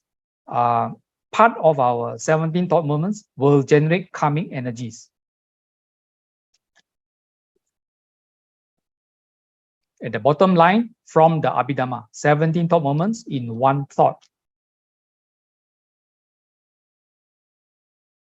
Now here, Javana, the bracketed portion of the circles, yellow and orange, 7 in total, are the 7 Javana. This is part of the thought moment process. A, the first yellow circle, the beginning Javana number 1, denotes the coming energy generated, but coming energies generated by A, the first Javana, are very weak. Since it's generated here, they must take effect. This coming energy generated during this life must have a result, must have a vipaka in this life itself. It cannot carry over to the next life. It's very weak. That is A. Now, the other yellow at the end, which is I call C, is another weak number 7 Javana, the last of the Javanas, which also makes karmic energies, but it is weak but strong enough to go over to the next birth, the immediate next birth, but not strong enough to continue indefinitely. So although it can carry over to the immediate next life, it must take effect in the next life. So A is generated in this life and it must take effect in this life. C generated in this life but must take effect in the next life. Otherwise, A or C, no chance to take effect, no vipaka possible, it will dissipate. They become defunct. So what about the center, number 2, 3, 4, 5, and 6, the Javanas, which is the orange portion, which is B. These ones are indefinitely effective. Another way of saying it, there is no expiry date. A has expiry date. It must be used, must take effect within this life. C is expiry date is must activate within next life. B, forever and ever and ever. So something can hit you from, don't know, 10,000 rebirths ago. That is likely coming from B. Whether pleasant results, pleasant vipaka, or unpleasant vipaka coming from rebirth, actions done don't know, 10,000, 1 million births ago, it can come in the form of coming energy generated via B. So B is a very serious one. And D, the last portion is that of registering consciousness, thought moments, which means after generating the coming energies, D in our Abhidhamma says that it records, save in your hard drive, in your mental hard drive. All 17 from left to right is thought moments constituting one thought. Okay, that means every thought you got a chance to make wholesome, unwholesome, or neutral karma. Okay.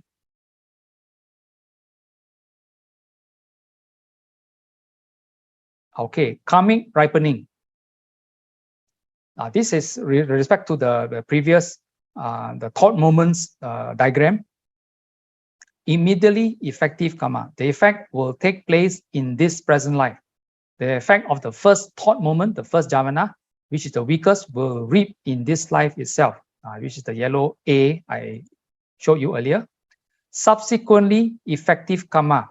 The next weakest is the seventh thought moment, the seventh jhana, another yellow, the C I showed you earlier, which will reap its effect in the subsequent birth. That means in the immediate next birth. Indefinitely effective karma, the effect of intermediate thought moments, number 2 to number 6 jhana, may take place at any time, waiting for a time to ripen until one attains nibbana. Now, number 2 to number 6 jhana, it can be wholesome or unwholesome karmic energies. Ineffective karma, if the immediately effective karma, which is the top, the number first, does not take effect in this life, and the subsequent effective karma, which is the seventh thought moment, does not take effect in the next life, then they become ineffective karma. They fizzle out. No more results are possible from these energies.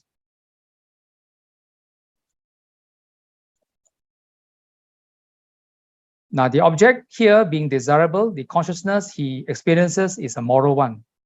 The consciousness has for this function a registering or identifying for two thought moments of the object so perceived may or may not follow. Now, after this, the death consciousness, Chuti Chitta, the last thought moment to be experienced in this life. Now, there is a misconception among some that the subsequent birth is conditioned by this last death consciousness, Chuti Chitta, which in itself has no special function to perform. What actually conditions rebirth is that which is experienced during the jhana process. Now, with the cessation of the death consciousness, the disease consciousness, death actually occurs. When no material qualities born of mind and food are produced, only a series of material qualities born of heat goes on till the corpse is returned to dust. Simultaneous with the arising of rebirth consciousness, arising of rebirth consciousness means can only happen in the new birth destination. There spring up the body decad, sex decad, and baser decad. These are rising of things, but it starts with the arising of the rebirth consciousness. According to Buddhism, therefore, sex is determined at the moment of conception and is conditioned by karma, not by any fortuitous combination of sperm and ovum cells. The passing away of the consciousness of the past birth is the occasion for the rising of the new consciousness in the subsequent birth. However, nothing unchangeable or permanent is transmitted from the past to the present. Notice, nothing unchangeable. Soul is unchangeable. And here the Venerable Narada says, nothing unchangeable. So there's no permanent entity. There's no soul transmitted from the past to the present life during the rebirth process. Just as the wheel rests on the ground only at one point, so strictly speaking, we live only for one thought moment. We are always in the present, and that present is ever slipping into the irrevocable past. Each momentary consciousness of this ever-changing life process on passing away transmits its whole energy, all the indelibly recorded impressions on it to its successor. Every fresh consciousness, therefore, consists of the potentialities of its predecessors together with something more. At death, the consciousness perishes, as in truth it perishes every moment, only to give birth to another in a rebirth. Now, this renewed consciousness inherits all past consciousness experiences. Nothing unchangeable or permanent passes from the present to the future.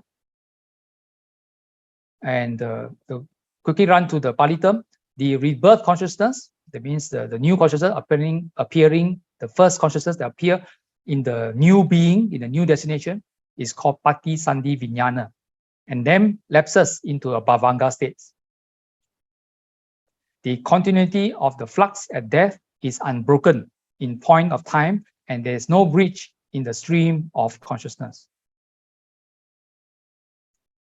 Now here, Venerable Narada says, rebirth takes place immediately. Notice I put an asterisk. Asterisk at the bottom of the page indicates commentaries. How fast rebirth takes place is not recorded in the suttas, at least not in the Nikayas. This idea of rebirth takes place immediately is peculiar to Theravada Buddhism and is mentioned in the Theravada commentaries, not by the Buddha. Okay, but in your exams, if they ask you is rebirth immediate, you must say yes, because if it's a Theravada paper. But if you go straight into the Nikayas, the suttas, where did the Buddha say this? You cannot find one. So all these are in commentaries or the Abhidhamma Pitaka itself. We are ending already. Now, Kalama Sutta, this is the last portion of the Kalama Sutta, and Kalama Sutta not only talks about how to judge what is true or not, useful or not, and so on. Here, let me read Venerable Bhikkhu Bodhi's explanation of this aspect regarding rebirth and karma. The Buddha explains that a noble disciple devoid of covetousness and ill will, undeluded, dwells pervading the world with boundless loving kindness or metta, compassion, karuna, appreciative joy, mudita, and equanimity or upeka. Thus purified of hate and malice, he enjoys here and now 4 solaces. If there is an afterlife and karmic result, that means there is rebirth and there's karma, or vipaka rather, then he will undergo a pleasant rebirth. While if there is none, so there is no such thing as rebirth, there's no such thing as karma and rebirth, he still lives happily here and now. Number 3, if evil results befall an evildoer, then no evil will befall him. And if evil results do not befall an evildoer, then he is purified anyway. So this is a look at the Kalama Sutta by Venerable Bhikkhu Bodhi, the BPS publication. This is in a question to answering the Kalamas with respect to karma and rebirth at the end of the Kalama Sutta itself. Okay, this is touching on this topic that we are covering today also. So even if you don't believe in rebirth, don't believe in karma, then this is what's the Buddha's take in the Kalama Sutta regarding this topic. Past year's question, well, these are new additions to the syllabus, so no past year's question to cover. After this Buddha Rupa, I will have the appendices giving you the Punya Kriya Vatu Sutta from the Iti Vuttaka as well as the Anguttara Nikaya. Talk about giving some indications of real life recollections of rebirth in the modern times by Westerners, not by Asians. Asians may believe in rebirth, but Westerners definitely do not agree with that. But these are their experiences and other notes that you may find useful. Okay, I will not go through them, but it will be included in the PDF that of this afternoon's session, which I share later. Okay, you may now ask question. Anumodana. This is in appreciation of a person's good actions. Normally, we will go up to the person and when we witness the person having performed a wholesome action, maybe offering dana, but you did not offer dana. You appreciate. You normally will say sadhu, sadhu, sadhu. So anudharma is the process of saying sadhu. Okay, expressing your appreciation or your happiness and rejoicing in the person. So anumodana is rejoicing in another person's wholesome actions. And outward expression is normally sadhu. Sadhu meaning well done, excellent. Okay, so I hope you remember my comments about when people say that they are so and so passed away, try not to say sadhu. Okay, okay. In the 2020 question 9, if there is no self, who is the doer of one's own karma? Good question to ask. That's why I want to ask you that question. Now, basically, we are talking about what are we and what is this being? We are talking about a process.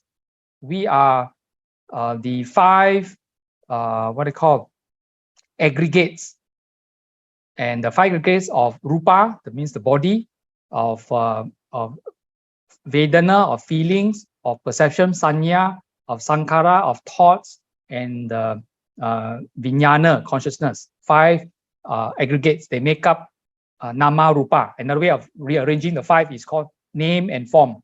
Name meaning the 4 of vedana, of sanya, sankhara, and vijnana, and the 1 is rupa. So nama rupa or we. But what are these nama rupas or 5 aggregates? Notice the word 5 and aggregates. So each one of that, even rupa is an aggregate, vedana is an aggregate, sanya is an aggregate, vijnana, and so on. All of them are each headlines of groups. So aggregate means groupings. So rupa is a grouping. So we are a grouping. So what are we a grouping of?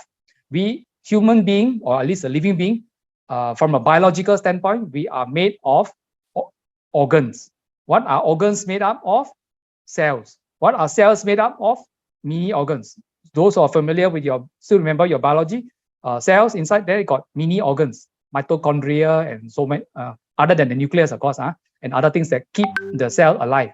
And within those, they have molecules and enzymes and so on. So even rupa is a grouping. The form is a grouping. It's made up of smaller and smaller parts. So even vedana, feelings, pleasant feeling, unpleasant feeling, neutral feelings. So they are made up of different kinds of feelings. Okay. And consciousness. What do you mean by consciousness? Consciousness can only arise from 3 conditions. Very important. One is there must be, assuming it is an I consciousness. Consciousness also depend on your sense organ. If it's an I, it's an I consciousness. But how does I consciousness arise? Well, if there's a tree, there's light shining on the tree, like daytime, not pitch black at night. There's sunlight shining on the tree. Our eyes are functioning. We are not blind. So the light falls on the tree, goes into the eye, retina, and then the signal gets interpreted, go to our brains. What happens? The mind is able to interpret the signal from the eye. So we need an object, which is the tree. We need the organ to detect the light, which is the eye. We need the brain to interpret. When the brain interprets, there arises I consciousness. So 3. So I consciousness are always 3. So 3 times, if you say 3 times 6, that means including the mind. In that sense, there are 18 factors that are governed. So when you read Dhamma books, sometimes they refer to the 18. Means 3 times 6 senses. Okay, and so on. So back to the question: if there is no self, this self, the word self is what I call a practical, convenient reference which we use. I refer to I, Ananda Fong, or you, Brother T, and so on. We refer by name or that. This is for convenience. Okay, but what that I as Ananda Fong refers to are the 5 aggregates which are constantly changing, which are made up of parts, made up of components of aggregates. Each of aggregates are made up of sub-aggregates, and each of these aggregates, sub-aggregates are constantly changing, incessant. The other analogy some people use is a river. We call Klang River. Is a river static? Answer is no. From our experience, we know river has water, unless of course dry season somehow becomes dry, no water, then you cannot call it a river, no more a river. If there's water inside, right, water flows from the high hills to the sea. So river contains water which is flowing. So similarly, life is flowing, is always changing. If it is static, nothing moving, there is no life. So the term self refers to this constantly ever-changing group of aggregates moving along time. Okay, that is self. So, but we have so conveniently used the term self, and I, Ananda Fong or Brother T refer to himself. We are so attached to the thing that we assume that Ananda Fong is permanent. But when you look back at your photo album, you see your father, mother carrying you like a baby. Then later you go to kindergarten. Hey, cannot be lah. I have definitely changed, but the change appears to be so slow that we have conveniently forgotten that part. We regard ourselves as permanently is like that.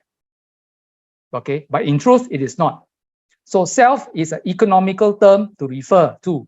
So there is no self. Why? There's nothing permanent, unchanging. Everything is made up of parts, and all the subparts that make up this individual, in our case, the human being, is called the Panchakanda or Nama Rupa. All its components are constantly changing. That is called self. Okay, so the self we are referring to is, so when we say not self, we are denying the existence of something permanent.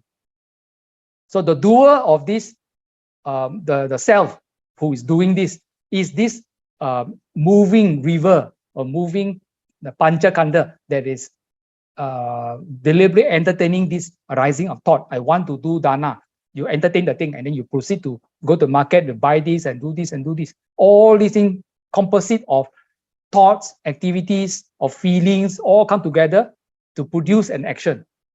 And this same process itself makes coming energies, whether wholesome or unwholesome, that comes back as vipaka to impact upon this ever-moving ball of energies. Okay, so this ball of energies is not self in itself. I hope that helped to clarify a bit. Sorry, Brother Ananda Fong. So what's the answer? I just went through the whole explanation. Yeah. So the answer is Sankara B. No, it is all the Panchakanda. Or you mean you're talking about objective? Objective question gave us 4 choices to choose from. Oh, that's interesting. It's not subjective question, objective question. Oh, I see. Because different years they give different answers. Oh. Brother Ananda. Yes, yes. This objective question was posted some time ago. Who is the doer of karma? And from Naranda book is Chetana. Chetana. Chetana itself is a grouping. Yeah, Chetana just means referring to mind. Yeah. The mind comes with the intent, comes out with the intention, that makes the body move, the rest of the thing move. So in a way, you can refer to it because the other 3 cannot. Sanya is part of the 5 aggregates. Sankara is part of the 5 aggregates. Vijnana is part of the 5 aggregates. But Chetana is not part of the 5 aggregates. It refers to all the 4 of the 5, 4 out of the 5 aggregates, which makes up Nama. So Chetana is in intention. Chetana can also, you can use the word Chetana to mean mind. Chetana can also mean intention. So D is the correct answer. Okay. Thank you, Brother Nanda. Thank you, Brother Kevin. Thank you. Thank you. Hi, good afternoon, Brother Ananda. Yeah, go ahead. I have this question from the one of the texts where they are asking about where they are talking about the Dasa Kusala Kamma. So Yes. in this textbook, this is a screenshot lah, page 77 and 78, Okay. where they mention the Dasa Kusala Kamma as these 10 items. So I'm a bit confused because from my understanding, Kusala Kamma should be the opposite of Akusala Kamma, right? Most of us would like to think so, but it is not. That's why I explained that the Dasa Kusala Kamma. Let me look carefully. Okay. As I explained in the site widget, later I provide you the notes. Okay. The first three, 1, 2, 3, of Dana, Sila, and Bhavana are found in the suttas. Okay. Okay. The others are found in the commentaries. Okay. So so the whole 10, 3 plus balance of 7, adding up to 10, are composed by the learned monks previously. So they are different from the Akusala Kamma list. You will expect that the Kusala Kamma to be the opposite of the Akusala, but it is not. I see. So in the standard Dhamma textbooks found in Narada, or in this case, the Way to the Buddha, they present it. There's a standard presentation that the Dasa Kusala Kamma is this list of 10. But unfortunately, they didn't explain where it came from. But after I did a lot of checking, and other scholars also indicate that only the first 3 are found in suttas, the other 7 are coming from the commentaries. I see.